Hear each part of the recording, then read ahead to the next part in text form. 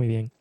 Entonces, la semana anterior habíamos iniciado el estudio de Levítico capítulo 10, los primeros versículos, y habíamos dicho que la enseñanza que tenemos acerca de este fuego extraño se puede tomar, analizar de diferentes contextos, de diferentes dimensiones, y es así con la palabra de Dios. Cuando tenemos un versículo de la Biblia, generalmente no es solo una enseñanza que hay.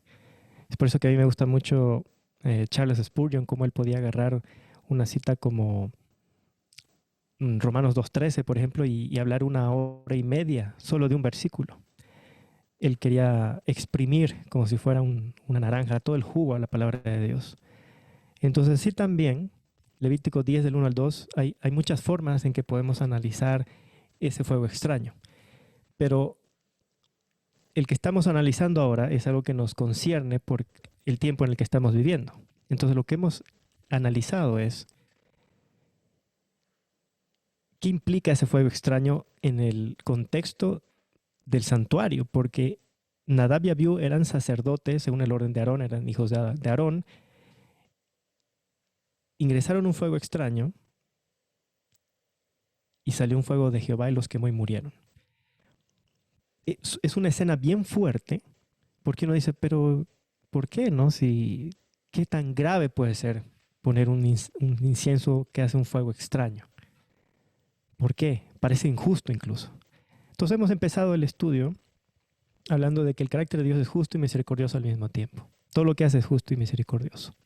Hemos analizado que en el contexto del servicio diario, ese incienso era para la aceptación del israelita. Por eso hemos leído Ezequiel 20, los versículos 40 al 41. Hemos analizado que Dios, para que seamos aceptados, no demanda incienso, demanda obediencia perfecta y perpetua, la obediencia verdadera, voluntaria. Entonces el incienso es un símbolo de una obediencia que es perfecta y perpetua, que es esa obediencia perfecta que garantiza la aceptación del israelita. Hemos analizado que si el sacerdote tiene que presentar una obediencia para que el israelita sea aceptado, el israelita es un espectador. Es decir, el israelita está siendo justificado en virtud de una justicia que no está en él, sino que está fuera de él. El israelita en todo el proceso del servicio diario o continuo es un espectador. Y hemos analizado que en la realidad es así, está escrito. Somos aceptados en virtud de una obediencia perfecta que Cristo desarrolló en la tierra como hombre. Otro punto importante, que quizás es el más importante todavía, es que ese incienso, de acuerdo a Éxodo 30, era puro, santo, santísimo, sagrado. Santo, hemos estudiado, significa sin mancha de pecado.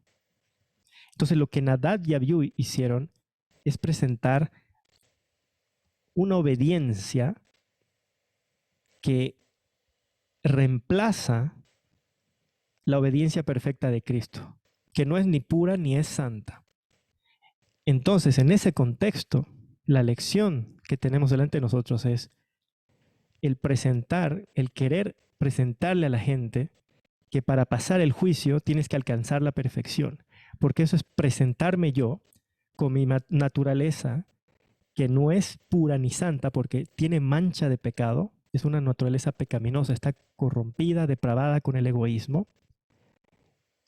Y lo que va a ocurrir es que no va a ser Nadab y Abiú el que va a ser consumido por el fuego, voy a ser yo, porque la paga del pecado es muerte y muerte segunda.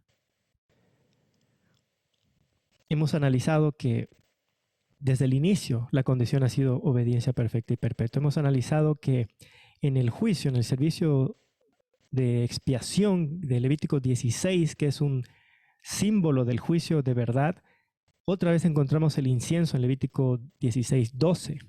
Es decir, en el juicio, nuevamente el israelita es un espectador que de acuerdo a Números 3:10, bajo pena de muerte no puede entrar al santuario, y hay alguien que tiene que entrar a presentar una obediencia para aceptación en el juicio.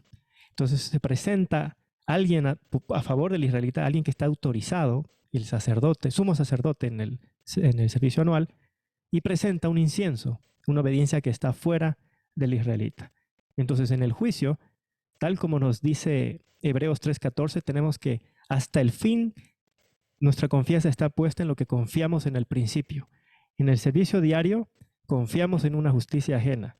En el fin de nuestro tiempo de gracia, confiamos en una justicia ajena. Y hemos analizado que todo eso es justificación, aceptación, porque hemos leído en Ezequiel 20, el incienso es para aceptación. No estamos hablando de santificación. Cuando Filipenses 3:9 dice ser hallado en Él, es decir, en Cristo, no teniendo mi propia justicia que es por la ley, es decir, no mi santificación, sino la que es por la fe de Cristo, la justicia que es de Dios por la ley. Entonces, cuando Pablo escribió Filipenses 3:9, él está diciendo, para justificación, yo espero ser hallado en una justicia ajena a la de Cristo, no en mi santificación. Eso no quiere decir que no cuenta la santificación, porque entonces Pablo habría escrito que no importa quebrantar la ley, no importa lo que hagas, pero eso es santificación. Él está diciendo justificación es una justicia por la cual tú puedes ser aceptado. La palabra de Dios nos enseña que no podemos ser aceptados por nuestra justicia porque la ley condena nuestro estado de ser. Y eso es lo que habíamos analizado. Yo aquí puse varios versículos, pero no son todos. Una lección que yo he aprendido hace muchos años atrás, cuando recién estaba conociendo el mensaje, es que me encontré con personas que habían publicado un artículo en el cual ponían todos los puntos por los cuales no se deben guardar el sábado, que si no el domingo es el día del Señor, decía, ¿no? Entonces yo en ese tiempo dije, leí los puntos y dije, no, pero esto se puede contrarrestar muy fácil.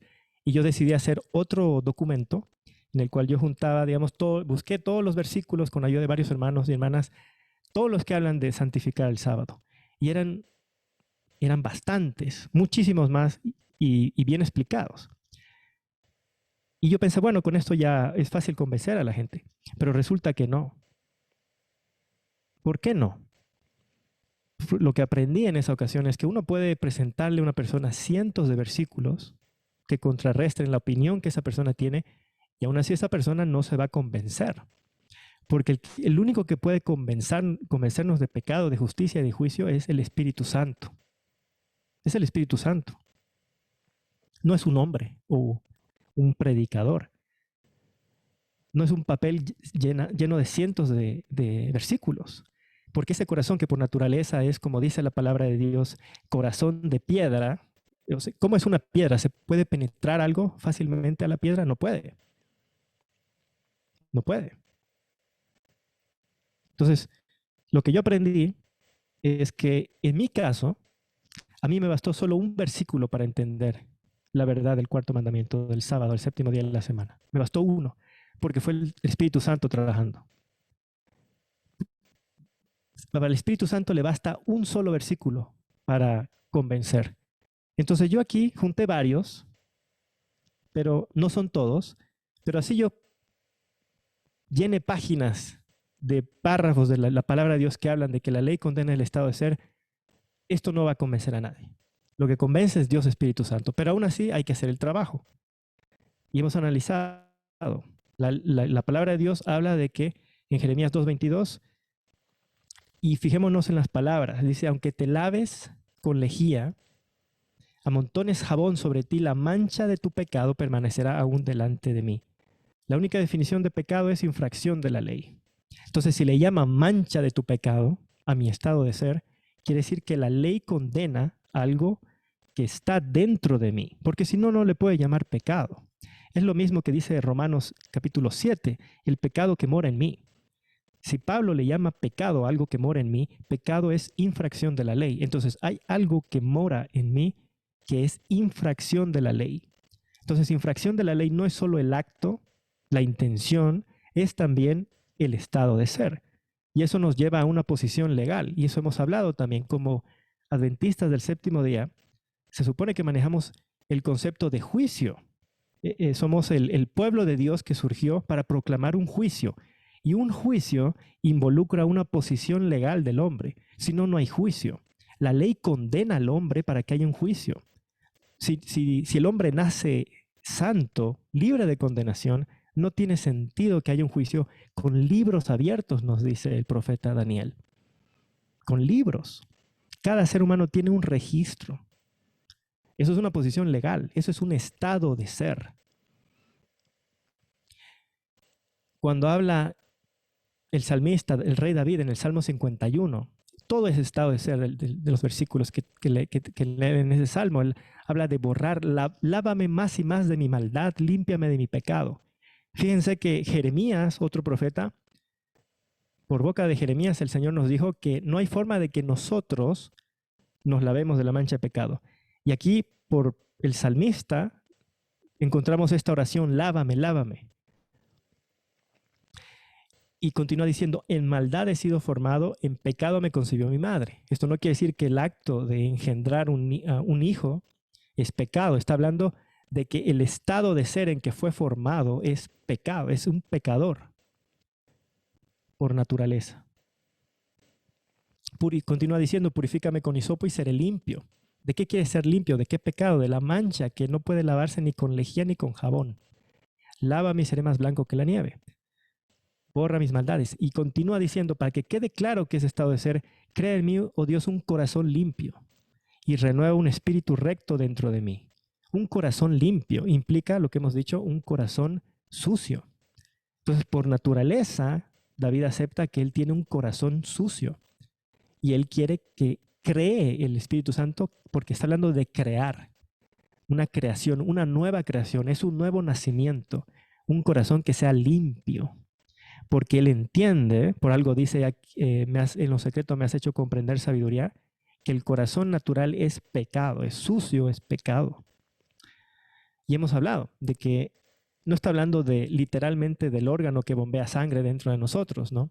Eso es una figura porque ese órgano que bombea sangre lleva sangre a todo nuestro organismo. Si él no funciona, no hay vida en nosotros, vamos a morir. Nos pueden flechar, digamos, en los pulmones, en el riñón, y podemos sobrevivir, pero en el corazón, eso es letal, ¿no? Es el centro de nuestra vida, y el centro de nuestra vida está sucio, contaminado por el pecado. Hemos leído en Isaías 43. El Señor nos dice, habla tú para justificarte. Tu primer padre pecó. Está hablando de Adán, nos está llevando al Edén. Ahí se inició el problema. Con el pecado de nuestros primeros padres, la naturaleza humana sufrió una transformación. Y la promesa del Señor, Ezequiel 36, os daré corazón nuevo. Tiene que ser nuevo, porque el natural con el que nacemos no sirve. Sino, ¿por qué nos promete uno nuevo? Quitaré de vuestra carne el corazón de piedra, os daré un nuevo corazón de carne. Literalmente nuestro corazón no es piedra, es carne, de hecho, pero nos está diciendo por símbolos para que entendamos, un corazón de piedra es terco, no tiene amor, no tiene misericordia, no tiene fe. Bueno, no voy a volver a leer todos los versículos, pero en más o menos una hora hemos estado hablando de que la ley condena nuestro estado de ser, que nuestro Señor Jesús, hablamos del adulterio, ¿no?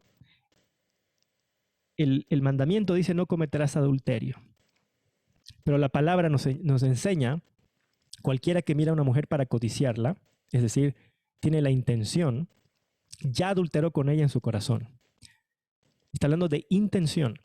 Nuestro Señor Jesús en Marcos 7, 21 al 23 nos dice, porque de dentro del corazón salen los adulterios. Nos está llevando al mismo mandamiento.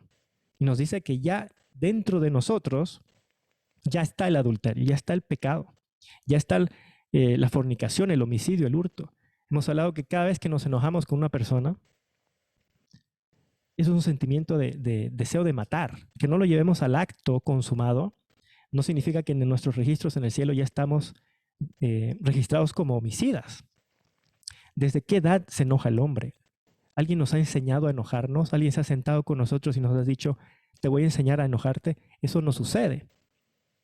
Los bebés cuando lloran así ya de las lágrimas porque le piden a su mamá para que les dé la comida y pasa eso, hay un odio, ya está dentro. No hay que enseñar eso. La doctrina del cuerno pequeño, la doctrina del mundo dice que la sociedad hace al pecador. Pero hasta en eso hay contradicción, porque ¿qué es la sociedad? La sociedad no es no es un ser que te da clases, ¿no? Y te enseña a ser ladrón, a ser homicida. La sociedad está compuesta por seres humanos, por personas. Todos somos la sociedad. Entonces, ¿cómo es eso de que la sociedad te hace ladrón? ¿A quién se le enseña? Cuando analizamos en Génesis 4, tenemos al primer asesino de toda la historia de la humanidad, a Caín. Caín les preguntó, ¿quién le enseñó a asesinar? ¿Acaso tenía él películas que veía donde veía asesinatos? ¿Tenía videojuegos o escuchaba música que hablaba de asesinatos? No tenía absolutamente nada. Ya estaba dentro de él el homicidio. Y fue el primer homicida. ¿Quién le enseñó? Nadie. ¿Qué sociedad le enseñó? Si era solo Adán, Eva, Caín y Abel. Es que es ilógico. En la palabra de Dios es nuestra naturaleza el problema. Desde ahí parte. Por eso el Señor dice, porque de dentro. Y las personas que realmente tienen la intención de dejar de pecar, porque ahí está el problema. Dicen que si uno presenta que la naturaleza, el estado de ser del hombre es pecado, eso es excusa para no dejar de pecar. Eso no es cierto, porque una cosa es hablar de justificación y otra de santificación. Si realmente queremos dejar de pecar, tenemos que luchar contra el yo, contra el estado de ser. Pero si no aceptas que la ley condena el estado de ser y las intenciones y solo el acto, nunca vas a dejar de pecar. Porque cuando te enojes, cuando tengas envidia, cuando tengas orgullo, como eso no es condenable ante la ley, lo vas a permitir dentro de ti. Y por fuera vas a aparentar ser un hombre piadoso, pero por dentro vamos a estar sucios. Tal como dijo el Señor Jesús a los fariseos, que por fuera limpiaban las vasijas, las manos, pero por dentro estaban llenos de inmundicia. Eso es farisaísmo. La doctrina que te enseña que la ley no condena el estado de ser fomenta el farisaísmo, que también es natural, por eso es que nos agrada. Entonces, el Evangelio nos enseña que necesitamos un sustituto desde el engendramiento. Es por eso que desde el engendramiento, en Lucas 1:35, se nos da el santo ser que nacerá. La ley demanda que seamos santos sin mancha de pecado. Hay un remedio. Hay alguien que fue santo. ¿Significa esto que yo tengo licencia para ser homicida, adúltero? Por supuesto que no. Pero estamos hablando de justificación. Estamos hablando cómo puedo volver a ser aceptado por Dios. Ese es un problema. El siguiente problema es cómo puedo dejar yo de ser malo. Son dos cosas distintas, pero la gente quiere hacer un solo paquete de esos dos y presentarnos que si quieres dejar de ser malo, tienes que dejar de ser malo para que Dios te acepte. La única forma en que podemos hacerle creer a alguien que para que sea aceptado por Dios tiene que alcanzar un grado de perfección es si no aceptamos que la ley condena el estado de ser, porque la Biblia habla claramente que tenemos una naturaleza contaminada, depravada, y también habla de que es pecado. Si continuamos en Levítico 10, vamos ahora a los versículos 9, 10, 12 y 13.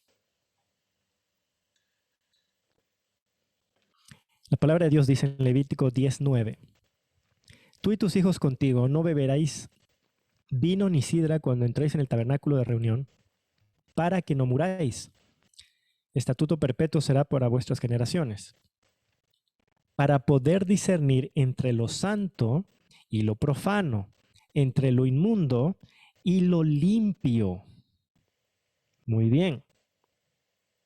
Hemos leído versículos que la palabra de Dios nos dice que somos por naturaleza limpios. No, porque nos está diciendo que hay que lavar algo que está en nosotros.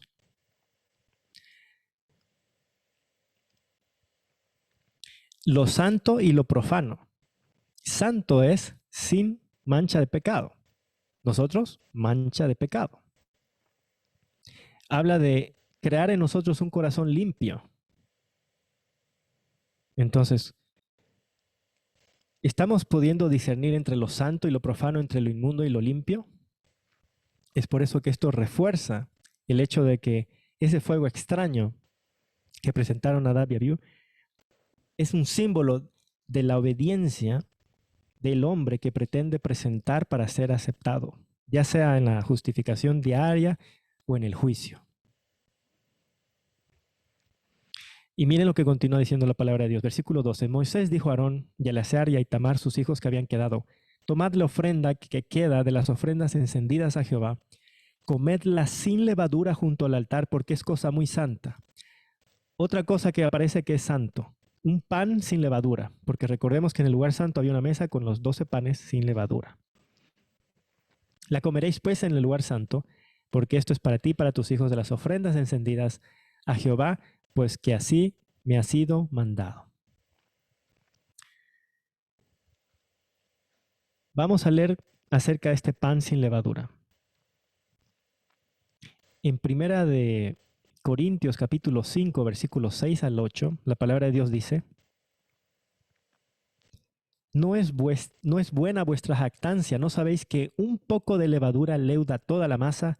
Limpiaos pues de la vieja levadura, para que seáis nueva masa, sin levadura como sois, porque nuestra Pascua, que es Cristo, ya fue sacrificada por nosotros. Así que celebremos la fiesta no con la vieja levadura, ni con la levadura de malicia y de maldad, sino con panes sin levadura de sinceridad y de verdad.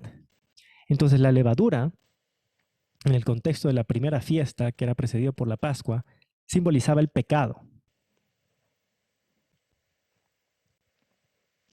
Y fíjense que al hablar de levadura, las personas que han hecho pan alguna vez saben que la levadura afecta toda la masa. Toda la masa la contamina. No es solo una partecita, no es solo por afuera, es toda la masa. Y dice, un poco de levadura leuda toda la masa. Y nos está invitando nuevamente a limpiarnos de esa vieja levadura y que seamos una nueva masa, una nueva creación, un nuevo nacimiento. Y al mencionar nuestra Pascua dice, nuestra Pascua, que es Cristo, ya fue sacrificado por nosotros. Vamos a continuar con este pan. En Juan capítulo 6 encontramos que después de que nuestro Señor Jesús hizo el milagro de los panes, de alimentar a los miles, en el versículo 26, cuando le estaban buscando, Él dijo: de cierto os digo que me buscáis, no porque habéis visto las señales, sino porque comisteis el pan y os saciasteis. Trabajad no por la comida que perece, sino por la comida que a vida eterna permanece, la cual el Hijo del Hombre os dará, porque a este señaló Dios el Padre. Entonces le dijeron: ¿qué debemos hacer para poner en práctica las obras de Dios? Respondió Jesús y les dijo: esta es la obra de Dios, que creáis en el que Él ha enviado. Eso hemos estudiado. ¿Por qué demanda Cristo como hombre que crean en Él? Porque ¿qué vino a hacer Él? Él vino a vivir una vida de obediencia perfecta. No vino solo a morir, vino a vivir. Primero vino a ser engendrado sin mancha de pecado. Por eso dice Lucas 1:35, el santo ser que nacerá. Tienes que creer eso. Tienes que creer que Cristo es tu sustituto en la vida desde su engendramiento. Él no nos invita a yo soy tu ejemplo para que alcances la aceptación. Dice, creed en mí. Le dijeron entonces, ¿qué señal pues haces tú para que veamos y te creamos? ¿Qué obra haces?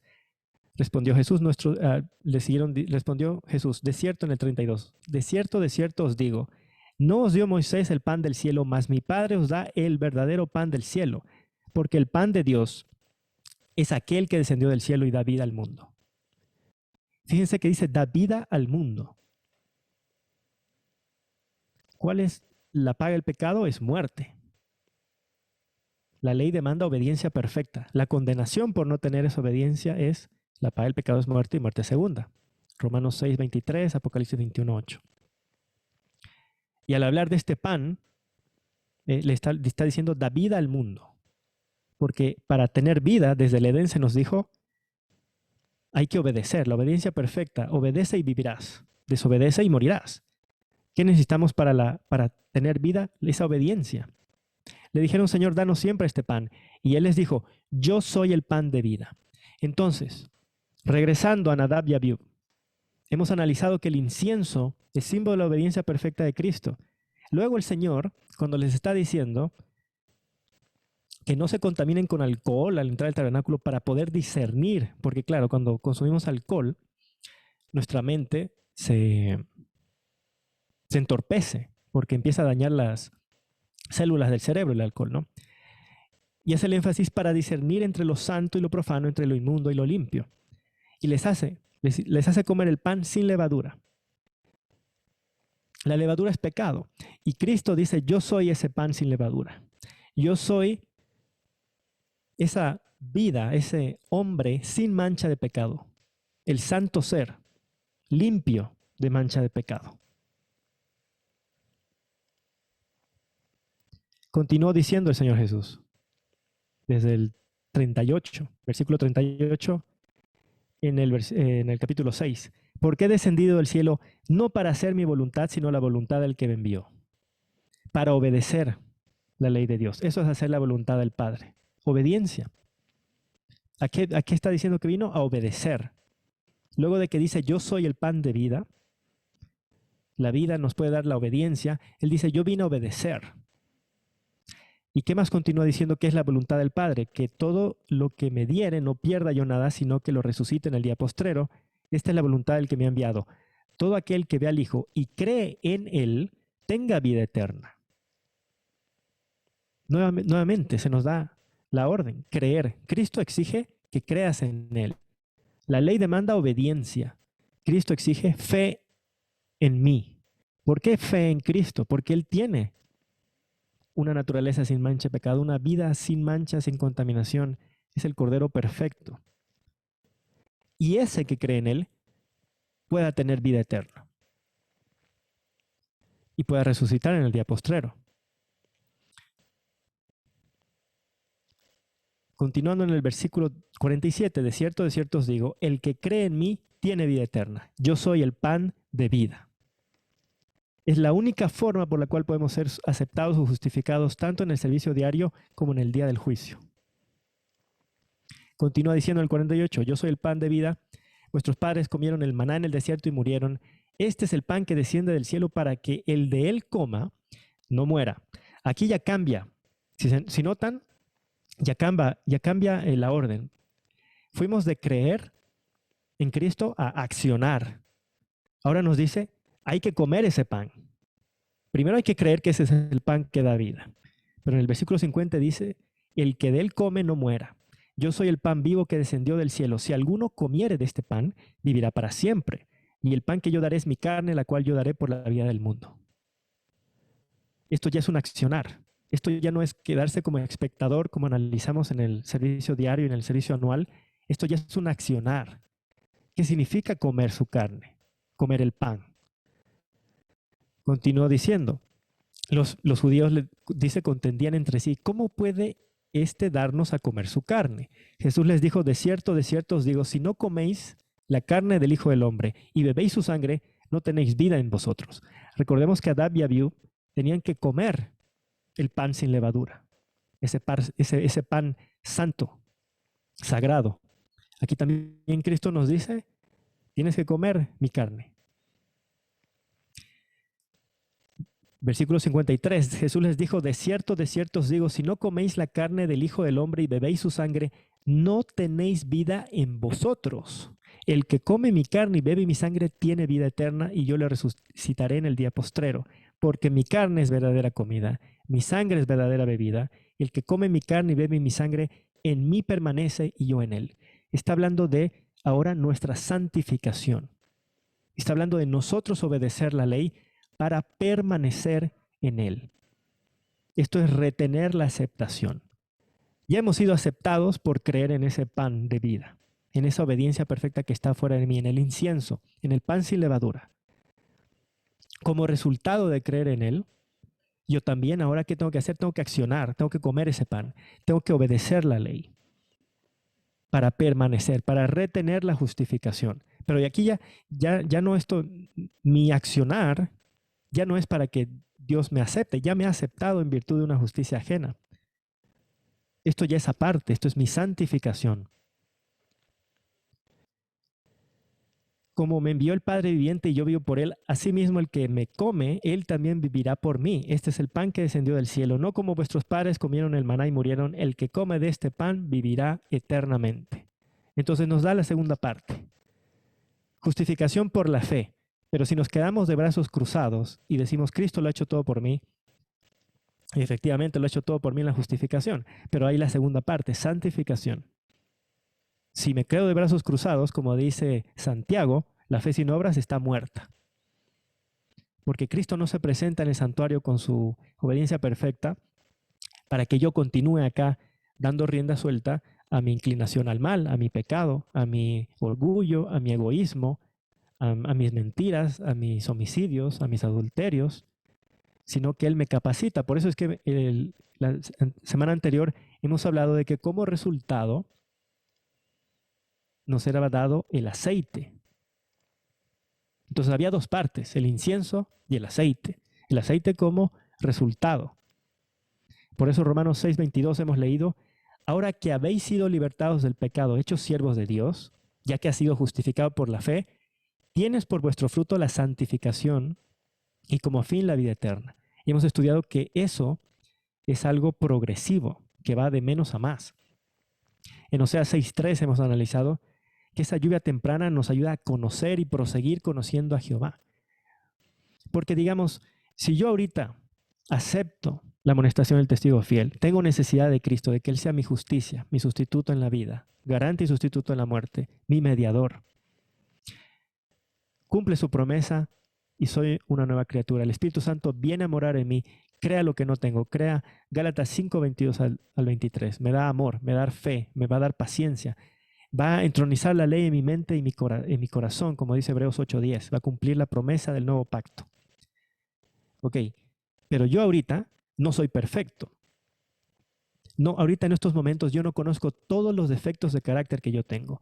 No conozco todas las formas en que yo quebranto la santa ley de Dios, pero diariamente el Señor me va a revelar, va a crear las circunstancias para que todo lo malo y perverso que hay en mí salga a flote y yo me pueda ver como soy.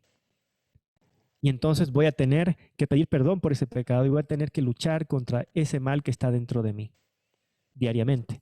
Y poco a poco. Y va a ser y me va a mostrar un defecto.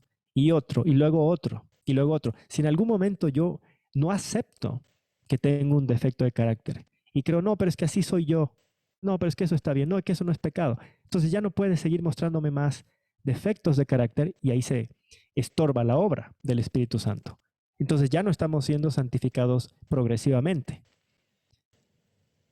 Pero si cedemos a la influencia del Espíritu Santo y accedemos a aceptar lo que somos como Dios nos ve, va a ser algo diario, y diario, y diario, y cada vez hasta alcanzar la perfección. La meta del cristiano es tener un carácter semejante al de Cristo, obedecer la ley de Dios perfecta y perpetuamente, porque los redimidos tienen que obedecer esa ley de manera perfecta y perpetua en la otra vida, en la nueva tierra. Entonces aquí tenemos que aprender a relacionar, conocer el carácter de Dios para que estemos aptos para esa nueva vida. Pero eso es santificación, no es justificación. Para la justificación, aquí y ahora, Dios demanda una obediencia perfecta y perpetua. Él no dice, bueno, te aceptaré cuando alcances la perfección. Ahora, para darte el Espíritu Santo, te demando obediencia perfecta y perpetua. Entonces, ¿quién va a presentar esa obediencia perfecta y perpetua? Cristo. Cuando llegue el juicio, sigue demandando perfección, sigue demandando, no tengas mancha de pecado. Yo sigo teniendo mancha de pecado. No he recibido la lluvia tardía, entonces sigo siendo imperfecto. Entonces, ¿quién va a presentar una obediencia perfecta y perpetua? ¿Quién va a decir yo tengo una naturaleza sin mancha de pecado? Cristo. ¿Qué más nos enseña en Levítico 16? Que la expiación del santuario, ¿por qué se expiaba en Levítico 16:16 el santuario? Porque diariamente los israelitas transferían sus pecados. Entonces nos enseña que los pecados perdonados de los israelitas tienen que ser borrados, que es un pecado eh, perdonado. Es un pecado que ha sido abandonado. Como dice Proverbios 28:13, el que encubre sus pecados no prosperará, mas el que los confiesa y se aparta alcanzará misericordia. Entonces, me es dado el Espíritu Santo como habitante para que yo llegue al juicio con esos pecados perdonados. No para que yo me cruce de brazos y diga, Cristo lo ha hecho todo por mí.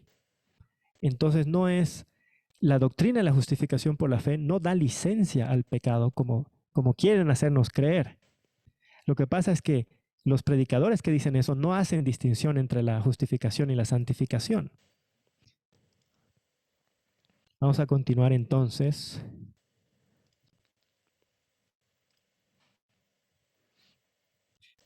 Vamos a comparar lo que hemos leído en Juan 6, 48, 54, 55, 56 con Romanos 7. Romanos 7 desde el versículo 14. La palabra de Dios dice, porque sabemos que la ley es espiritual, mas yo soy carnal vendido al pecado. Esto lo escribió Pablo. Pablo no era un impío, no era un hombre que no había nacido de nuevo, era un hombre que ya había nacido de nuevo, es un siervo del Altísimo, es un santo en Cristo, pero él conoce que él, por naturaleza, por estado de ser, es carnal vendido al pecado, tiene una inclinación al mal, es malo, pecador por naturaleza. Pero la ley es espiritual, la ley condena ese estado de ser, la inclinación, los deseos, los pensamientos, es espiritual. Porque lo que hago no lo entiendo, pues no hago lo que quiero, sino lo que aborrezco, eso hago. ¿Quién le está haciendo aborrecer el pecado? El Espíritu Santo morando en él. Pero él sigue cayendo. Cae, porque en la naturaleza del cristiano hay dos naturalezas. La nueva naturaleza que ha creado el Espíritu Santo como habitante y la vieja, la carnal, la que es vendida al pecado.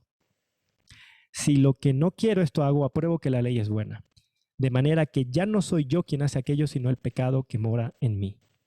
Y yo sé que en mí, esto es, en mi carne, no mora el bien. En mi naturaleza no está el bien. Mi naturaleza no es buena. Mi naturaleza es mala. Porque el querer el bien está en mí. ¿Quién puso el querer hacer el bien? El Espíritu Santo. Pero no el hacerlo. Porque su naturaleza, su estado de ser es vendido al pecado. Porque no hago el bien que quiero, sino el mal que no quiero, eso hago. Y si hago lo que no quiero, ya no lo hago yo, sino el pecado que mora en mí. Así que queriendo yo hacer el bien, hallo esta ley, el mal está en mí. Esto, ¿quién puede decir que esto no es estado de ser? Que no está hablando de una lucha de un cristiano entre dos naturalezas, entre su mente espiritual y su mente carnal. ¿Acaso esta no es la vida de los cristianos? ¿Quién no tiene esta lucha? El único que no va a tener esta lucha es el que permanece fariseo y no acepta que la ley condena el estado de ser, la inclinación al mal. Solo un fariseo puede quedarse de brazos cruzados y decir, yo ya no peco, ya no puedo pecar. Porque seguramente no ve como pecado tener envidia, tener celos, tener orgullo, tener egoísmo, todo lo que involucra el estado de ser. Y es por eso que tanto que habla el fariseo de dejar de pecar, ante los ojos de Dios y ante los libros en el cielo sigue siendo pecador. Mientras alguien que está en Cristo es santo, perfecto, estamos completos en Él. Muy bien, entonces hasta aquí lo que hemos estado estudiando, si se han fijado, todo es sola escritura. No hay que citar a Ellen G. White, a Charles Spurgeon, a Martín Lutero, a San Agustín de Hipona para hablar de la justificación por la fe, para hablar del estado de ser, porque es bíblico. Entonces, hay ahorita esta idea que circula de que la doctrina de que la ley condena el estado de ser es una doctrina católica, que de los jesuitas. Todo lo que hemos leído es la Biblia. Pero si queremos leer a los reformadores, a Ellen G. White, vamos a comprobar que no es una doctrina católica. De hecho, es protestante. Vamos a empezar por Ellen G. White. Y esto no es para... La base siempre es la Biblia. Pero hay que leer esto para demostrar que cómo podemos ser adventistas del séptimo día y afirmar que el estado de ser no es pecado, que es una doctrina católica, cuando Ellen G. White, en muchos de sus escritos, dice lo siguiente. En el Discurso Maestro de Jesucristo, página 23, párrafo 2, el corazón del hombre es por naturaleza frío, sombrío y sin amor. ¿Qué es esto? Esto es estado de ser. Dice por naturaleza. Desde que nace, es decir, por naturaleza. Y dice que es frío, sombrío y sin amor. Y continúa diciendo, siempre que alguien manifieste un espíritu de misericordia o de perdón, siempre que un humano hace algo bueno, no se debe a un impulso propio. Es decir, no se debe a que es bueno por naturaleza, sino al influjo del Espíritu Divino que lo conmueve. Ya sea Espíritu Santo como visitante o como habitante, siempre que el ser humano manifiesta algo bueno, es por el Espíritu Santo. Y cita, nosotros le amamos a Él porque Él nos amó primero. Primera de Juan 4:19. Y fíjense que las citas que vamos a leer no son citas obscuras, no son párrafos que no han sido traducidos al español y que nadie conoce y que alguien está tratando, porque siempre cuando se presentan estas teorías extrañas, se sacan, ¿no? He encontrado este manuscrito que no ha sido traducido y para hablar de esto no hay que ir a ningún lugar oscuro. Estamos hablando de los libros más populares del Ellen G. White, El conflicto de los siglos, página 322. Hemos visto por los pasajes que acabamos de citar que cuando venga el Hijo del Hombre, los muertos serán resucitados incorruptibles y que los vivos serán mudados. Este gran cambio los preparará para recibir el reino, pues San Pablo dice, la carne y la sangre no pueden heredar el reino de Dios, ni la corrupción hereda incorrupción. 1 Corintios 15:50. Hemos citado ese pasaje la anterior semana. En nuestro estado de ser no podemos entrar en el reino de Dios, ni podemos verlo, dijo el Señor Jesús a Nicodemo. Y continúa. En su estado presente, en su naturaleza presente, el ser humano, el hombre es mortal y corruptible. Mortal está hablando de que nuestra vida física estamos expuestos a la muerte primera. Corruptible ya está hablando de nuestra inclinación al mal, está hablando de eso de que por naturaleza corazón frío, sombrío y sin amor. Corruptible. Pero, dice, el reino de Dios será incorruptible y sempiterno. Por lo tanto, en su estado presente, el hombre no puede entrar en el reino de Dios. Es lo que el Señor Jesús le dijo a Nicodemo en Juan capítulo 3. Lo miró a Nicodemo y así él sea un hombre religioso que había sido circuncidado, que practicaba el ritual simbólico, que obedecía a la ley, que daba sus diezmos. Miró a un hombre que no había nacido de nuevo, porque no tenía necesidad de nacer de nuevo, y le dijo, a menos que el hombre naciera de nuevo, no puede entrar en el reino de Dios.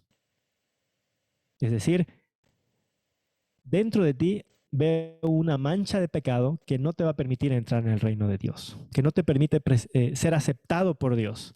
Entonces, para que Nicodemo pueda ser aceptado por Dios, necesita creer en el que estaba delante de él, que estaba viviendo una vida de obediencia perfecta, para entonces ser regenerado y ya no tener solamente esa naturaleza carnal vendida al pecado. Pero esa naturaleza carnal vendida al pecado, como dice Pablo, ¿cuándo va a ser erradicada?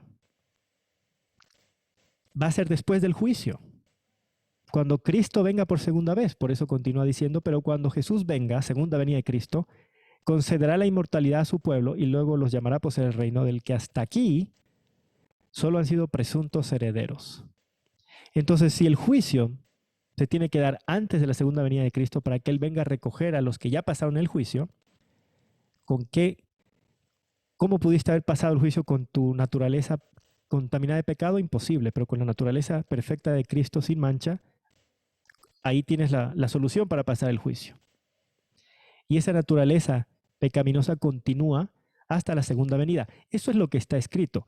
Ahora, lo que nos quieren enseñar es que lo que estamos diciendo, como si nosotros escribiéramos la Biblia y el Espíritu Profecía, dicen que esto significa que el hombre va a continuar pecando hasta la segunda venida de Cristo.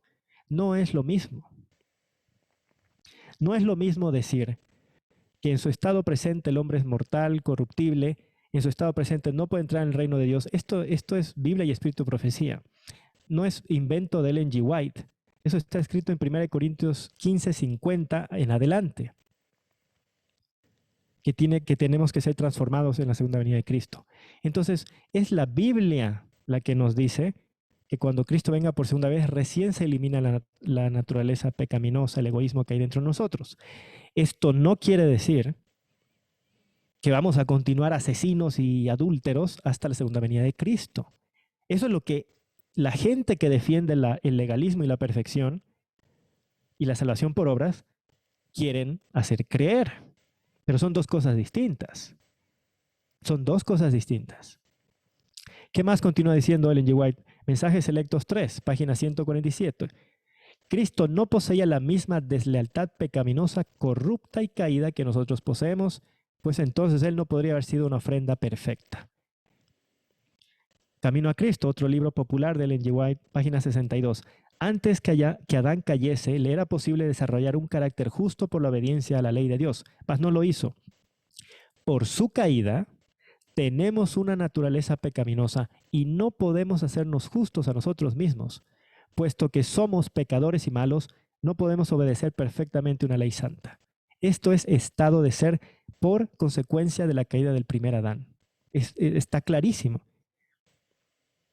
Somos pecadores y malos por naturaleza. Continuemos con el conflicto de los siglos, que es el libro más popular. Página 495. Enemistad pondré entre ti y la mujer, y tu simiente y la simiente suya, esta te herirá en la cabeza, tú le herirás en el calcañar. Génesis 3.15. Génesis 3.15 es estado de ser. Estado de ser, y habla de la simiente, de la descendencia de Eva. Y está hablando de que Dios tiene que poner enemistad entre nosotros y Satanás. Eso es estado de ser.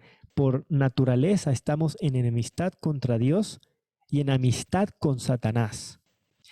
Esto es lo que va ahorita a decirlo en sus palabras Ellen G. White. Dice lo siguiente: la divina sentencia pronunciada contra Satanás después de la caída del hombre fue también una profecía que, abarcando las edades hasta los últimos tiempos, predecía el gran conflicto en que se verían empeñados todas las razas humanas que hubiesen de vivir en la tierra. Todas las razas humanas. No importa si somos hispanos, americanos, asiáticos, africanos, todos somos descendientes de aquel hombre y aquella mujer que pecaron en el Edén. Y esto lo confirma la ciencia. Dios declara: enemistad pondré. Esta enemistad no es fomentada de un modo natural. Por supuesto que no, porque si el Señor dice enemistad pondré, tiene que ser sobrenatural.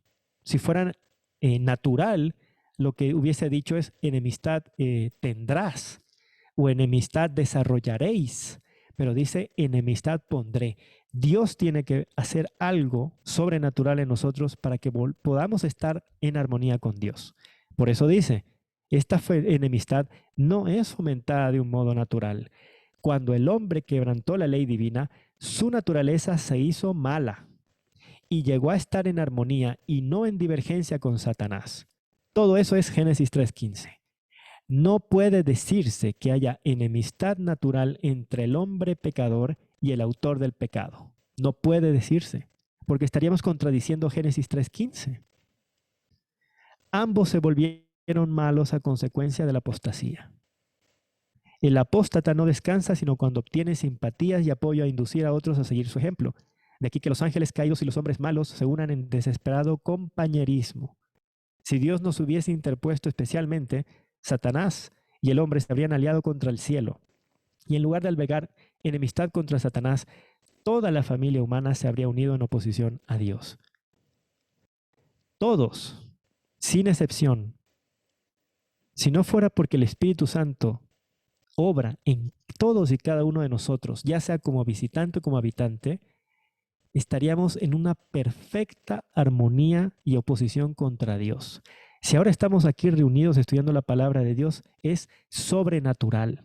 Es una obra, es porque el Señor ha puesto enemistad entre nosotros y Satanás.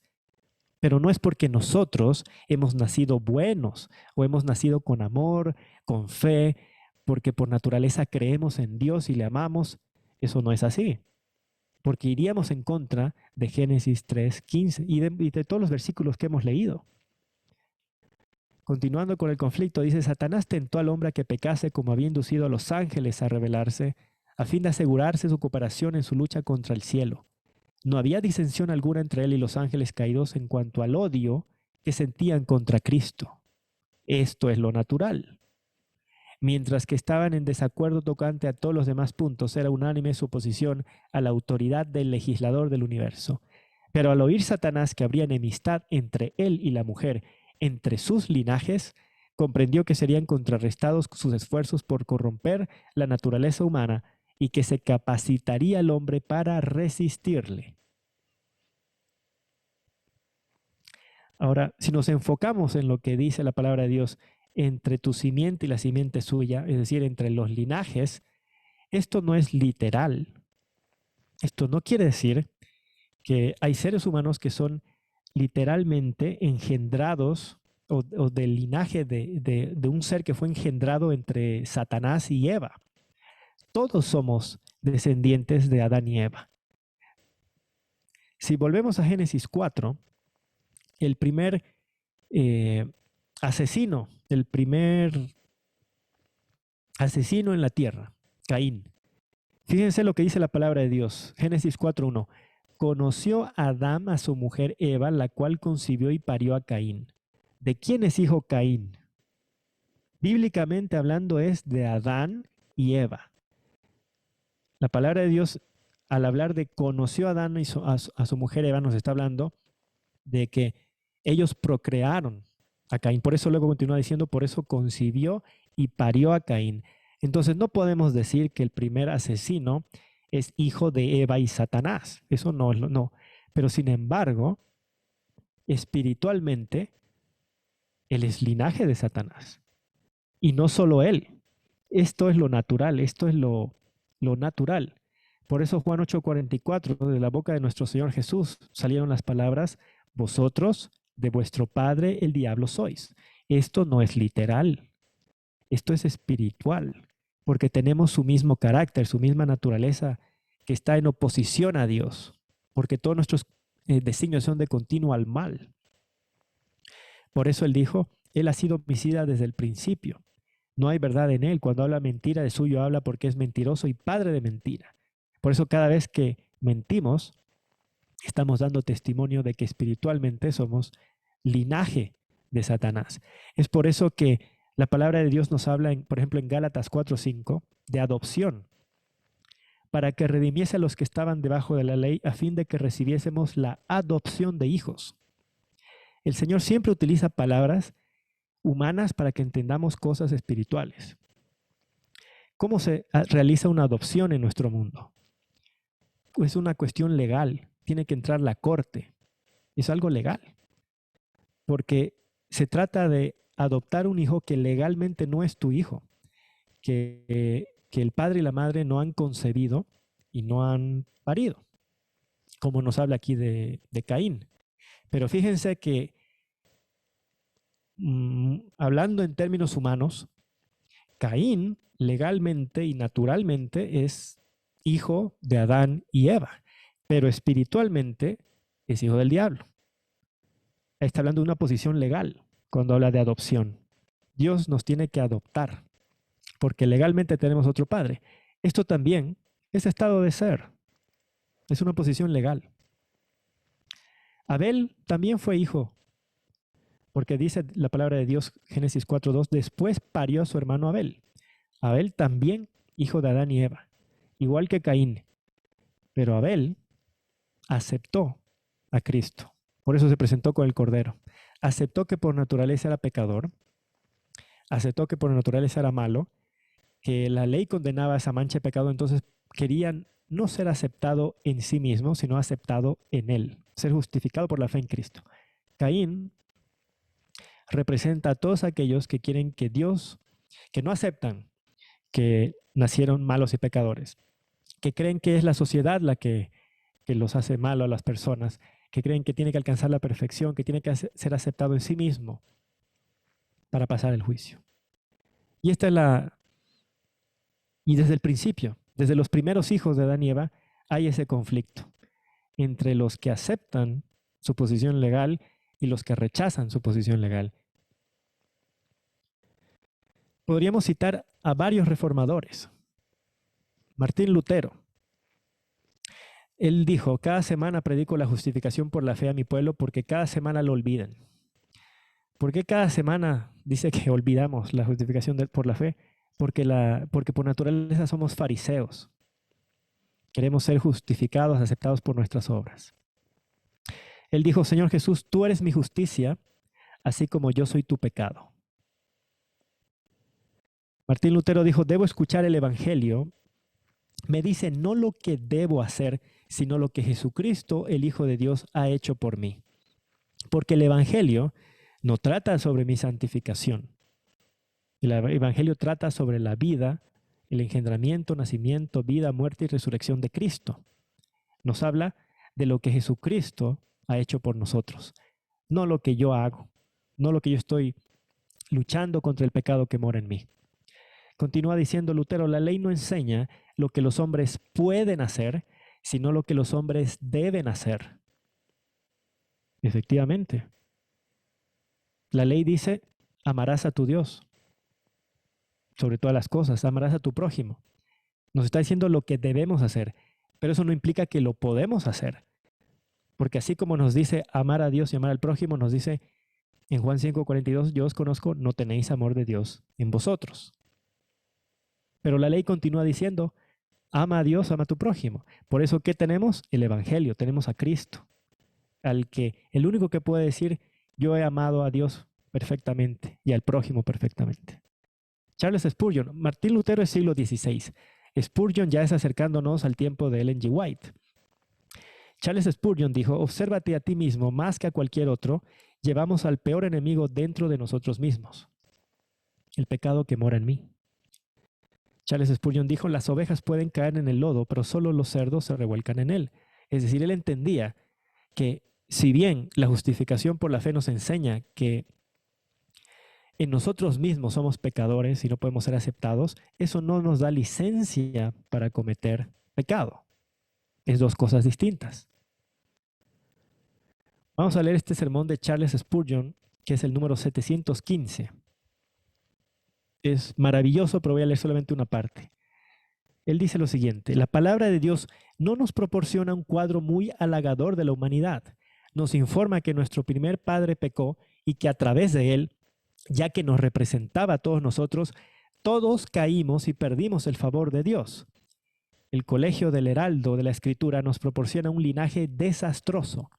Esos aristócratas que son tan orgullosos de sus ancestros normandos harían bien en rastrear el árbol familiar hasta una fecha anterior y descubrirían que la línea de sangre azul termina en el hortelano que robó la fruta de su señor y hubieran dado al garete sin un delantal que cubriera su desnudez.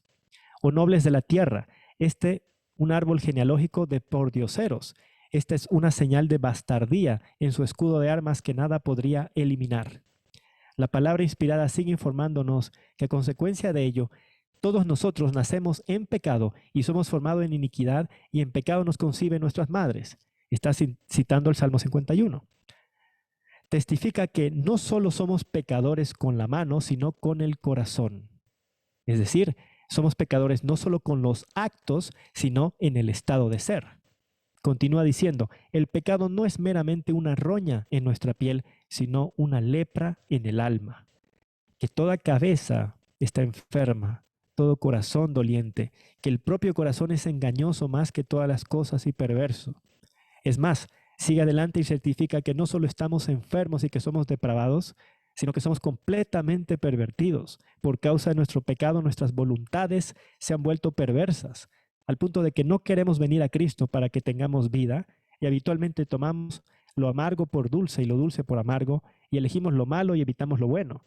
Nos dice que esta incapacidad nuestra para el bien es tan grave que llega a ser equiparable a una muerte espiritual.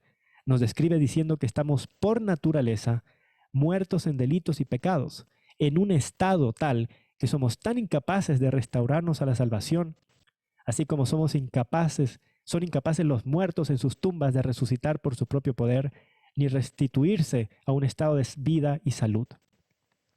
El libro de Dios dice todo lo que pueda ser dicho contra el hombre, y más de lo que el hombre está dispuesto a confesar, excepto cuando el Espíritu del Dios viene, y entonces nuestro corazón responde, sí, Señor. Además, la palabra de Dios continúa diciendo que nuestro pecado es tan grave que siempre ha de ser odioso para Dios, que merece de que quienes lo cometemos seamos arrojados de su presencia y arrojados en una calamidad indecible. Pero la naturaleza humana da cosas contra esto y dice, no, el pecado es una debilidad, es un lado flaco, un error y nada más. Pero cuando el Espíritu Santo entra en el corazón, clamamos, sí, Señor. Es algo negro, algo demoníaco, algo infernal. Y si tú nos arrojaras al infierno, solo estarías haciendo con el pecado lo que debe hacerse. Este es el concepto que tenían los protestantes acerca del estado de ser y del pecado. Estos no son jesuitas, no son católicos, son protestantes. Si queremos leer, porque eso es lo que nos dicen, ¿no? Lamentablemente, hoy en día los predicadores, que decir que la ley condena el estado de ser, que es pecado, que es doctrina católica. Vamos a ver qué dice el catecismo, porque si queremos saber una doctrina católica, hay que ir a la fuente, al catecismo. Y en el catecismo está escrito las consecuencias del pecado de Adán para la humanidad. Y vamos a ver que como siempre utiliza el cuerno pequeño, siempre mezcla la verdad con el error, porque un poco de levadura leuda toda la masa. En el punto 403 del Catecismo, siguiendo a San Pablo, la Iglesia ha enseñado siempre que la inmensa miseria que oprime a los hombres y su inclinación al mal y a la muerte no son comprensibles sin su conexión con el pecado de Adán y con el hecho de que nos ha transmitido un pecado con que todos nacemos afectados, que es muerte del alma. Por esta certeza de fe, la Iglesia concede el bautismo para la remisión de los pecados incluso a los niños que no han cometido el pecado personal. Porque la doctrina del pecado original, el cuerno pequeño dice es que ese pecado de Adán y Eva ha sido anotado a nuestro registro. Entonces por eso hay que bautizar al niño, porque son dos doctrinas católicas. Por un lado, que el pecado original de Adán y Eva está en nuestro registro. Una doctrina. Segunda doctrina, el bautismo borra los pecados. Entonces, no es que la Iglesia Católica bautiza a los niños por el estado de ser para que nazcan de nuevo. Eso no es lo que enseña. Continuamos leyendo el punto 404. ¿Cómo el pecado de Adán vino a ser el pecado de todos sus descendientes? Todo el género humano es en Adán sicut unum corpus unius hominis, como el cuerpo único de un único hombre. Santo Tomás de Aquino. Por esta unidad del género humano, todos los hombres están implicados en el pecado de Adán, como todos están implicados en la justicia de Cristo. Sin embargo, hasta ahí están hablando lo correcto. Están citando a Romanos capítulo 5. Sin embargo, la transmisión del pecado original es un misterio que no podemos comprender plenamente. Pero sabemos por la revelación que Adán había recibido la santidad y la justicia originales para él solo, sino para toda la naturaleza humana, cediendo al tentador. Adán y Eva cometen un pecado personal, pero este pecado afecta a la naturaleza humana que transmitirán en un estado caído. Hasta ahí suena correcto. Es un pecado que será transmitido por propagación a toda la humanidad, es decir, por la transmisión de una naturaleza humana privada de la santidad y de la justicia originales. Por eso, el pecado original es llamado pecado de manera análoga. Es un pecado contraído, no cometido, un estado y no un acto. Entonces, hasta ahí podríamos decir, la Iglesia Católica acepta que la naturaleza humana tiene una naturaleza en pecado, que no es solo el acto. Pero vamos a continuar leyendo. Aunque propio de cada uno, el pecado original no tiene en ningún descendiente de Adán un carácter de falta personal, es la privación de la santidad y la justicia originales, pero la naturaleza humana no está totalmente corrompida. Está herida en sus propias fuerzas naturales, sometida a la ignorancia, al sufrimiento, al imperio de la muerte e inclinada al pecado. Esta inclinación al mal es llamada concupiscencia. El bautismo, dando la vida de la gracia de Cristo, borra el pecado original y devuelve el hombre a Dios. Pero las consecuencias para la naturaleza debilitada e inclinada al mal persisten en el hombre y lo llaman combate espiritual. Entonces ya no es en virtud de la justicia perfecta de Cristo que soy aceptado, y además soy santificado al ser justificado. Es lo uno y lo mismo. Está mezclado la justificación y la regeneración. Y ellos afirman que este pecado original que le llaman no está totalmente corrompida en la naturaleza humana. Vamos a ver por qué no está totalmente corrompida, por qué tienen que agregar ese detalle a pesar de que pareciera que admiten que el estado de ser es un pecado.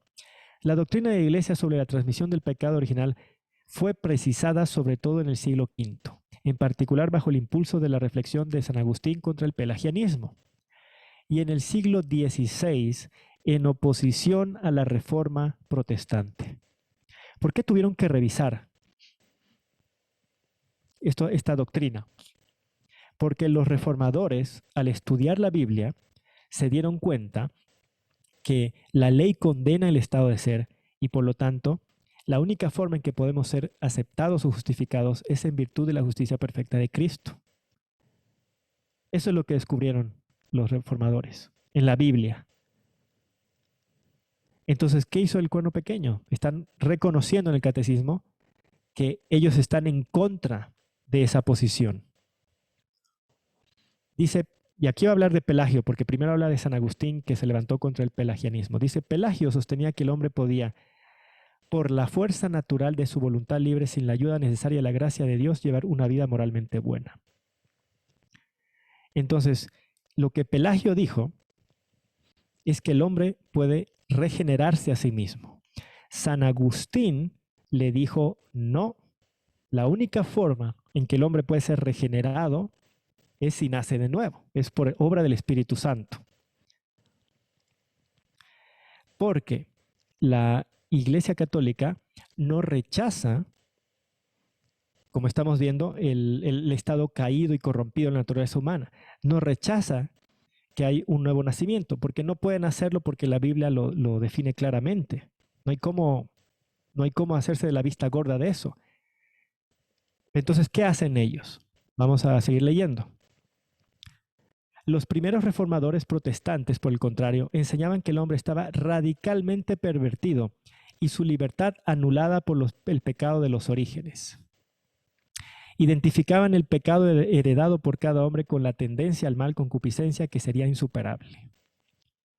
La Iglesia Católica se pronunció especialmente sobre el sentido del dato revelado respecto al pecado original en el Concilio de Orange en el año 529 y el Concilio de Trento en 1546. La tradición cristiana ve en este pasaje un anuncio del nuevo Adán que por su obediencia hasta la muerte en la cruz repara con sobreabundancia la desobediencia de Adán. Por otra parte, numerosos padres y doctores de la Iglesia ven en la mujer anunciada en el protoevangelio, la madre de Cristo, María, como nueva Eva. Ella ha sido la que la primera y de una manera única se benefició de la victoria sobre el pecado alcanzada por Cristo. Fue preservada de toda mancha de pecado original, no cometió ninguna clase de pecado. Entonces, ellos no pueden rechazar que la Biblia de manera clara habla de que como consecuencia del pecado de Adán y Eva ha habido una transformación en la naturaleza humana, hay una condición caída. Estamos leyendo que ellos mismos en el catecismo dicen que para ellos la naturaleza humana no está totalmente corrompida. Pues esto es lo que nos van a presentar ahora cualquiera que nos quiere vender la salvación por obras. Es por eso que nos hablan de un Cristo humano pecaminoso, que tenía nuestra misma naturaleza con inclinación al mal, porque la ley no condena el mal. Es por eso, es esto mismo. Es esta idea de que no está totalmente corrompida. Puedes alcanzar la perfección. Los protestantes dijeron no, está radicalmente pervertido, su libertad anulada por el pecado de Adán y Eva. Es insuperable para justificación, porque hemos leído, ninguno de los reformadores hablaba de que no podemos abandonar la práctica del pecado. Ellos hablaban de justificación por la fe, de aceptación, porque ellos entendían que en la doctrina del cuerno pequeño el hombre es aceptado en sí mismo. El hombre es hecho justo, no es declarado justo. Y esto se puede apreciar de manera más clara en otro documento que es oficial del cuerno pequeño, que es la Declaración Conjunto Luterano-Católica, que ocurrió el 31 de octubre de 1999, cuando se juntaron católicos y luteranos y publicaron esta Declaración Conjunta Luterano-Católica sobre la justificación por la fe. En el punto 11 dice, la justificación es perdón de los pecados y se opera cuando acogemos al Espíritu Santo en el bautismo. Lo que ya hemos leído en el catecismo. Entonces, si tenemos esta idea, esta doctrina, de que es el bautismo el que nos hace nacer de nuevo, que borra nuestros pecados, les pregunto, ¿es doctrina católica o protestante? ¿Es doctrina bíblica o es catecismo? Es catecismo. Hablando de la justificación por la fe, en el punto 15 dice, la justificación significa que Cristo es justicia nuestra en la cual compartimos mediante el Espíritu Santo, conforme con la voluntad del Padre. No hacen distinción entre justificación y santificación, porque el Espíritu Santo habitando en mí, para que en mí se desarrolle la justicia de la ley, no es justificación. Cristo, justicia nuestra, es justificación. Esto sabemos por el ritual simbólico. Y por eso hemos estudiado en un principio. En el ritual simbólico, para aceptación, se presentaba el incienso, algo fuera del israelita. Como resultado de la aceptación, se aumentaba aceite a las lámparas. Pero en lo que se refiere a aceptación, perdón de pecados, recibir al Espíritu Santo como habitante, el israelita está fuera del santuario. No puede entrar bajo pena de muerte. Lo mismo ocurre en el juicio, en Levítico 16. Levítico 16:12, el sumo sacerdote entra con incienso, con una justicia ajena. Entonces no se puede mezclar justificación y santificación. La santificación ya es aparte. Es lo que ocurre en el creyente aquí en la tierra, es la regeneración.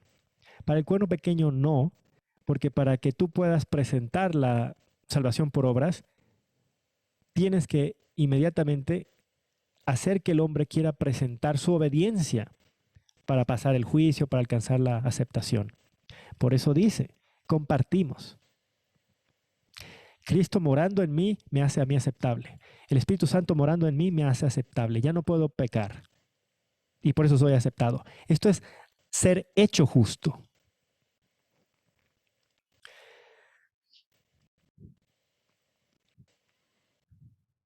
Dice en el punto 24, dicen los católicos, ¿no?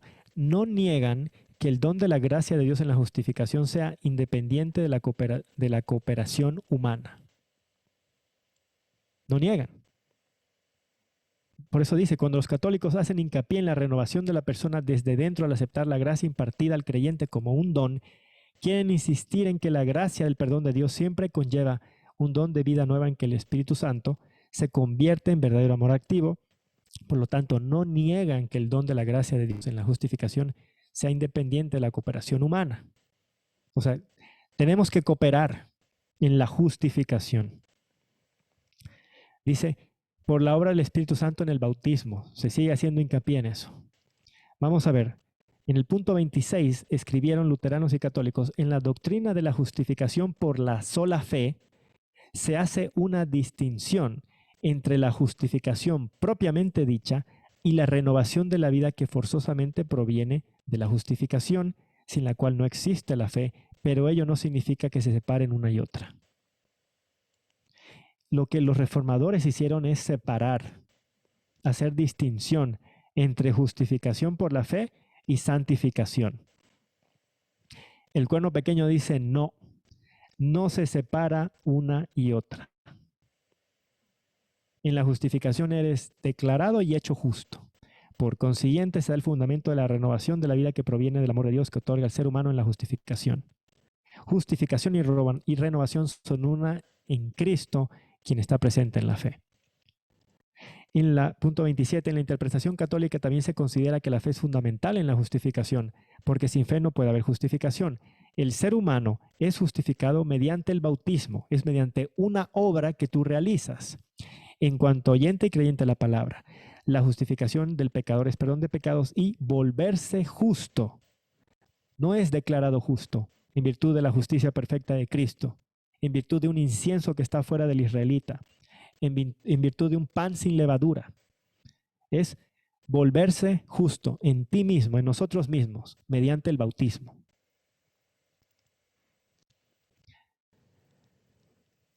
El siguiente punto, 29.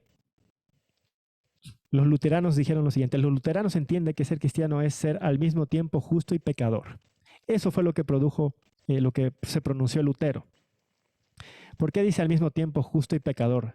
Porque Lutero entendió que en mí mismo soy pecador. En Cristo soy justo, porque como dijo Pablo, ser hallado en Él no teniendo mi propia justicia que es por la ley, sino la que es por la fe de Cristo. Entonces, en mí mismo soy pecador, en Cristo soy justo.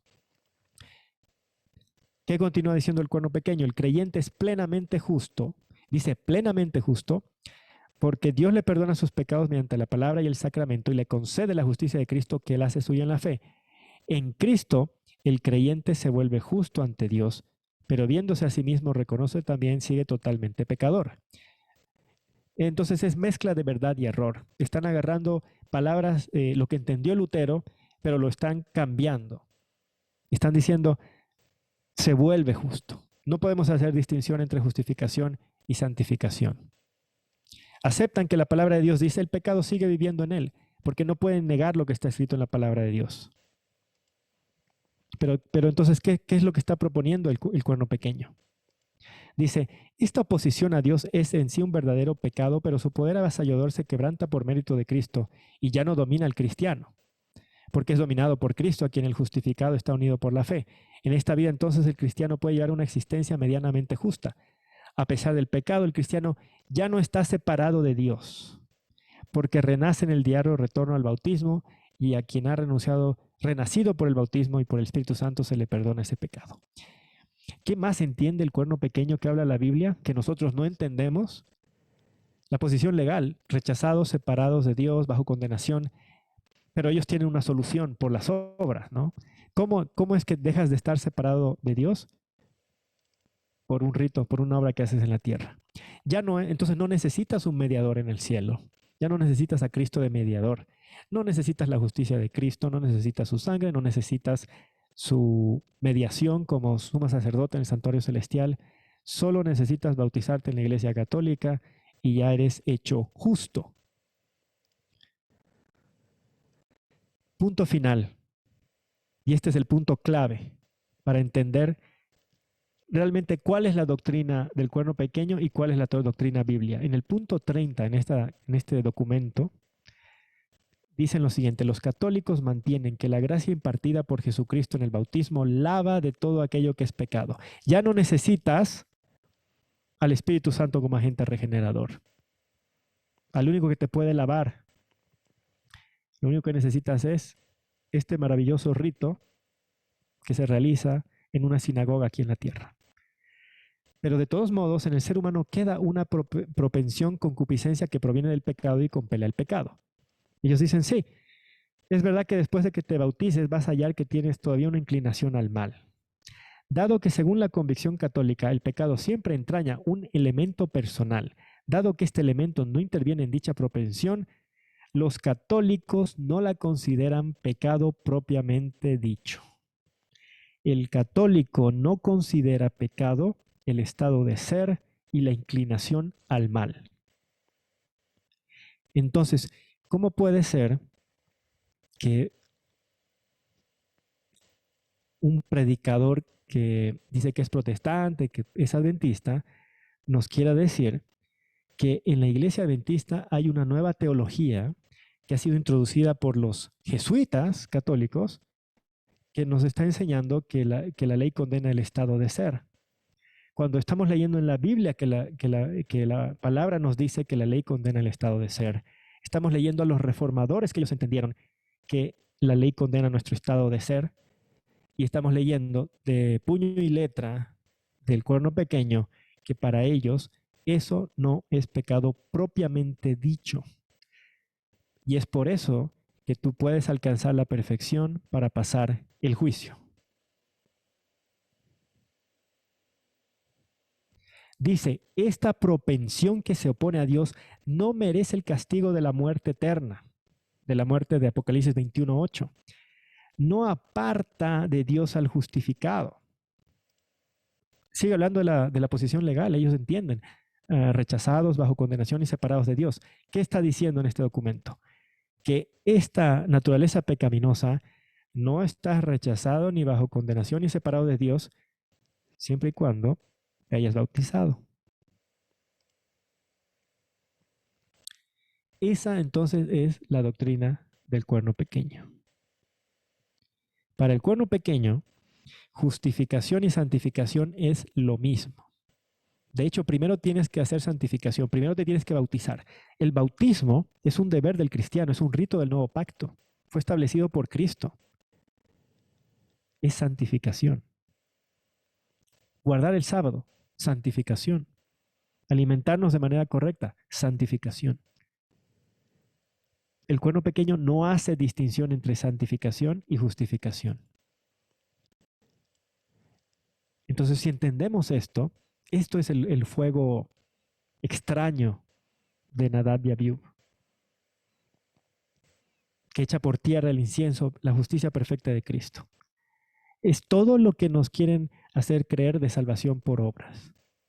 No importa que un predicador se pare delante de nosotros y hable en contra de la Iglesia Católica, en contra de los jesuitas, y uno diga, pero qué valiente, cómo habla esas palabras, si después nos están vendiendo doctrina que es del cuerno pequeño. Es la doctrina lo que nos debe interesar. Porque cualquiera puede hablar en contra de la Iglesia Católica, en contra de los evangélicos, en contra de los que guardan el domingo. Cualquiera puede hablar en contra de eso. Lo que nos interesa es la doctrina de cómo el hombre es aceptado, perdonado y cómo recibe el bautismo diario del Espíritu Santo. Eso es lo que nos separa de Roma. Eso es lo que nos separa de la simiente de Satanás, de Caín.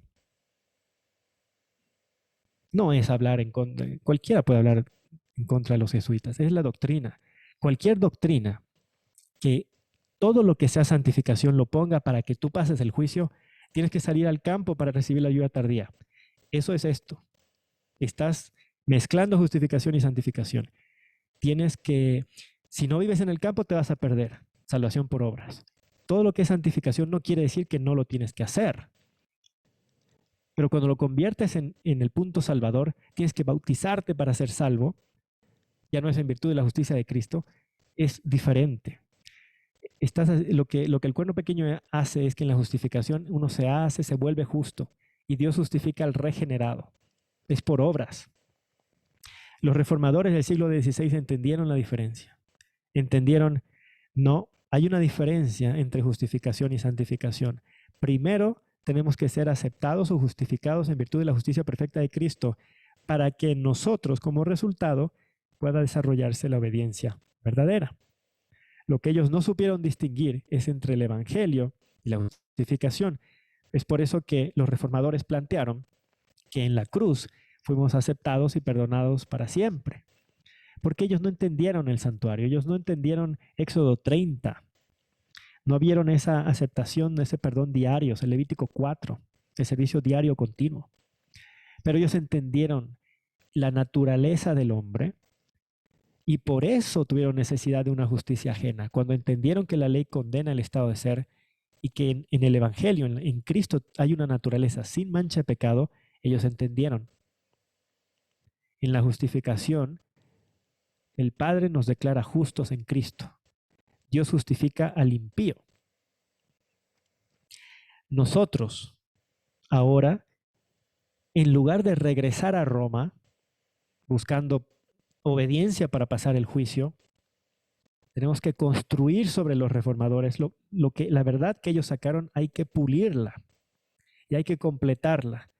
Sobre justificación y santificación son dos cosas distintas. Nosotros tenemos que decir, y evangelio y el sacerdocio de Cristo es diferente. Evangelio no es lo mismo que sacerdocio. Evangelio es la obra que Cristo hizo ya en la tierra como hombre, que ya la completó, pero hay una obra que Él realiza en el santuario celestial. Presentar los medios que Él desarrolló en la tierra, para que entonces en mí pueda haber santificación o obediencia verdadera. Pero en esta justificación continuamos siendo declarados justos, no hechos justos, porque el Evangelio sigue siendo diferente a la santificación. Porque Dios continúa justificando al impío, al irregenerado. Si leemos Mensajes Selectos 1, página 459, Ellen G. White entendía lo mismo. Justificación es declarar justo al pecador en base a una justicia ajena. Pues ella escribió, la gran obra que ha de efectuarse para el pecador que está manchado, es decir, mancha de pecado, y contaminado por el mal, es la obra de la justificación. Este es declarado justo, no es hecho justo, es declarado justo mediante aquel que habla verdad. El Señor imputa al creyente la justicia de Cristo y lo declara justo delante del universo. Esto ocurre en el santuario celestial. Transfiere sus pecados a Jesús, representante del pecador, su sustituto y su garantía. Sustituto en la vida, garante y sustituto en la muerte. El mediador o representante del pecador. Coloca sobre Cristo la iniquidad de toda alma que cree. Al que no conoció pecado, por nosotros lo hizo pecado, para que nosotros fuésemos hechos justicia de Dios en él. En él, dice 2 Corintios 5:21. Y miren qué importante que es esto, ¿no? En el mismo libro, Mensajes Selectos 1, página 437, varios me han escrito preguntándome si el mensaje de la justificación por la fe es el mensaje del tercer ángel, y he contestado, es el mensaje del tercer ángel en verdad. Entonces, ¿cómo podemos estar regresando a Roma, estar aseverando que hay que alcanzar la perfección para pasar el juicio, que pecado es solamente el acto, que hablar de que la ley condena el estado de ser es doctrina católica, que son los jesuitas que están hablando esto? ¿Cómo puede ser con tanto contenido en la Biblia y el Espíritu profecía? Cuando se nos dice que el mensaje de la justificación por la fe es el mensaje del tercer ángel. Es tremendo. Es realmente el fuego extraño, profano, inmundo que presentaron Nadab y Abiú. Eso es, no puede ser otra cosa. Quiero hacerles leer otros textos de Ellen G. White. Mensajes Selectos 3, página 190. Al pastor Wagoner se le otorgó el privilegio de hablar en forma sencilla, presentar sus puntos de vista sobre el tema de la justificación y la justicia de Cristo en relación con la ley. Esta no era una nueva luz, sino la antigua luz colocada donde debe estar dentro del mensaje del tercer ángel. ¿Qué ocurría allá en 1844, 1800, cuando estaba ocurriendo este asunto en el que el Señor impulsó a estos hombres a hablarle a la organización adventista del séptimo día sobre la justificación por la fe? Hubieron personas que no aceptaban la justificación por la fe y que decían, esto es una nueva luz. Es lo mismo que escuchamos hoy en día. Hoy en día dicen, es una nueva luz, es una nueva teología. No es una nueva teología, no es una nueva luz. Es la antigua luz que es colocada donde debe estar, pero como continúan rechazando esta luz, para ellos es nueva luz. Pero no es nueva luz. Desde Génesis 3:15, nuestro Señor Jesús, en su primer sermón, nos habló del estado de ser, pero se continúa rechazando. ¿Eso qué quiere decir? Eso quiere decir que como pueblo, como organización adventista del séptimo día, nosotros deberíamos estar aquí en lo correcto, en lo completo, pero ni siquiera estamos aquí en el siglo XVI. Estamos con la mentalidad de Roma. Wagoner quería hacernos avanzar, aunque sea aquí. Aceptemos que la ley condena el estado de ser. Aceptemos la justificación por la fe. Aceptemos la diferencia entre justificación y santificación. Aceptemos que en la justificación el hombre es declarado justo, que Dios justifica al impío. Eso quería Wagoner y Jones, allá por el 1800, por fines de 1800. Y fue rechazado eso. Este mensaje fue rechazado. Y decían, eso es nueva luz. Claro, es nueva luz porque tú sigues aquí en el mensaje del cuerno pequeño, pero no es nueva luz. Esto es bíblico, esta es la verdad. Entonces, es tremendo. Es tremendo porque ¿cómo vamos a avanzar aquí si ni siquiera podemos avanzar aquí? Esa es la situación. Continuando con Mensajes Selectos 3, página 190, dice, se ha perdido de vista la fe de Jesús. Esta ha sido tratada de una manera descuidada. Así como Nadab y Abiú de manera descuidada ingresaron al santuario con un incienso extraño, así se está tratando ahora la justicia perfecta de Cristo. No ha ocupado la posición destacada en la cual le fue revelada a Juan. La fe en Cristo como la única esperanza del pecador ha sido dejada fuera de consideración, excluida no solo de los discursos, sino también de la experiencia de muchísimos que dicen creer en el mensaje del tercer ángel, que ahora se presentan como adventistas del séptimo día, denunciando supuestamente a los jesuitas dentro de la iglesia adventista, pero nos están dando los vinos de Babilonia. Profesan creer el mensaje del tercer ángel, pero no predican el mensaje del tercer ángel, predican la salvación por obras y hacen rechazar al pueblo de Dios la justicia perfecta de Cristo y hacen confiar en un fuego extraño al pueblo de Dios para pasar el juicio. Continúa diciendo, verdades que Elena de White había presentado desde 1844. En esta reunión yo testifiqué de que la luz más preciosa que había estado brillando desde las Escrituras en la presentación del gran tema de la justicia de Cristo en relación con la ley. Este tema de la justicia de Cristo debe ser mantenido constantemente delante del pecador como su única esperanza de salvación. Esta no era una nueva luz para mí, porque la había recibido de una autoridad más alta durante los últimos 44 años y la había presentado a nuestro pueblo por la pluma y la palabra de los testimonios de su espíritu, pero muy pocos habían respondido, excepto asintiendo a los testimonios presentados sobre este tema. Se ha hablado y escrito demasiado poco acerca de este gran tema. Los discursos de algunos podrían describirse correctamente diciendo que eran como la ofrenda de Caín, carentes de Cristo. ¿Y es verdad? Vamos a leer a Martín Lutero. En su comentario a Gálatas, él escribió lo siguiente. El mundo acusa al Evangelio. Alega que el Evangelio es una doctrina sediciosa, repleta de errores. Que el Evangelio derroca poderíos, países, dominios, reinos e imperios. Que por tanto ofende a Dios y a César. Alega que por el Evangelio las leyes son abolidas. Se corrompen los buenos modales y libera a la gente para que haga lo que quiera. ¿A qué le acusaban a los reformadores del siglo XVI? Que la doctrina de la justificación por la fe significaba que el hombre podía pecar y hacer lo que quiera. Estamos en el año 2021 y continuamos escuchando lo mismo. Predicadores que dicen que se burlan de la justificación por la fe. Dicen, tú sentado en ese banquillo estás pecando, según la doctrina de los jesuitas. Esto no es doctrina de jesuitas y el estado de ser no significa que uno por estar sentado está pecando. Significa que la ley condena nuestro estado de ser, que tenemos una posición delante de Dios. Así se burle el que se burle. Ya se burlaban de Lutero en ese tiempo y él decía, dicen que nuestra doctrina es la justificación por la fe, entonces estamos aboliendo la ley, estamos aboliendo los buenos modales, que estamos liberando a la gente para hacer lo que quiera.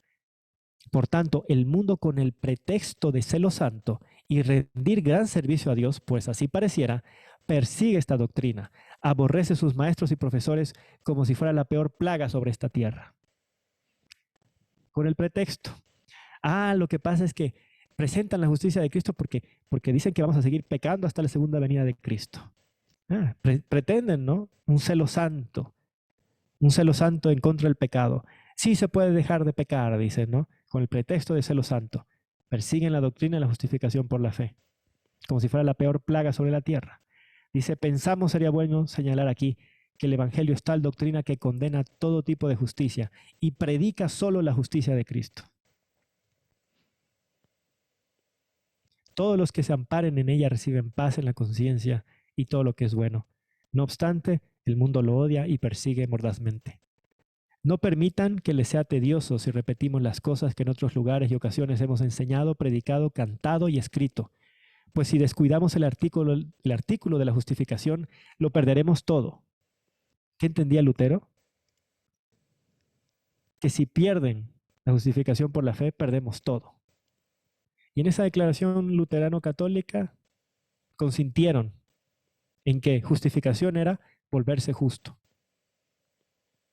Que en el bautismo tus pecados son borrados. ¿Qué advirtió Lutero? Si descuidamos la justificación por la fe, lo perderemos todo. Por tanto, cuán necesario que lo pongamos sobre todas las cosas y enseñemos y repitamos este artículo continuamente, así como Moisés dijera de la ley, pues no puede resonar en nuestros oídos lo suficiente ni demasiado. Y aunque lo aprendamos y comprendamos bien, no hay nadie que lo pueda dominar o creerlo en su corazón a la perfección.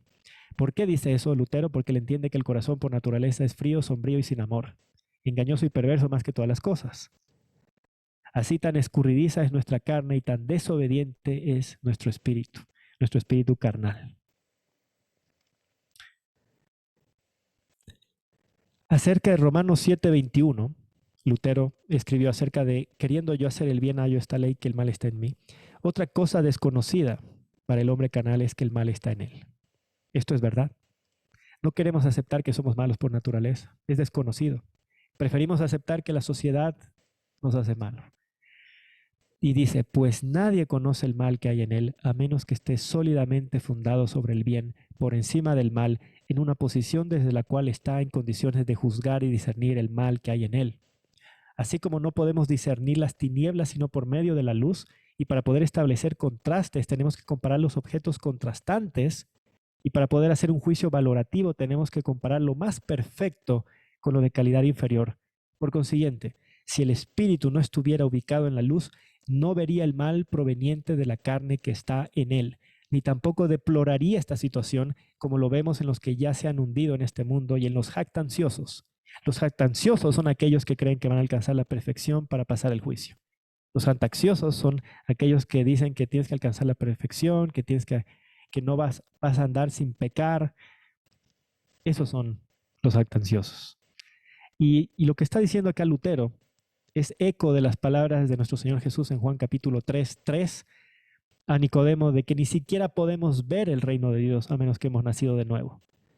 El espíritu tiene que estar ubicado en la luz, si no, no podemos ver el mal proveniente de la carne que está en él.